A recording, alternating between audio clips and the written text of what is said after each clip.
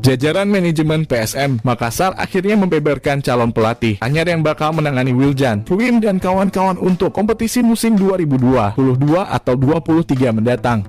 Sosok pelatih baru ini akan memimpin PSM berlaga di Liga 1 dan AFC Cup 2022. Pelatih yang dimaksud adalah Jorge Simão. Mantan juru taktik Paços de Ferreira itu tinggal selangkah lagi menangani tim asal kota Makassar tersebut. Direktur Utama PSM Munafri Arifudin mengatakan pelatih baru ini berasal dari Portugal. Dia tidak pernah menangani klub di Indonesia. Munafri menerangkan pihaknya saat ini tinggal menyelesaikan masalah administrasi. Tinggal sebentar lagi. Sekarang tinggal administrasi aja, kami akan segera menyelesaikan masalah itu, kata Munafri Arifudin, Rabu 6 atau 5 malam. Munafri Arifudin menegaskan timnya sengaja mendatangkan pelatih terlebih dahulu sebelum mendatangkan pemain.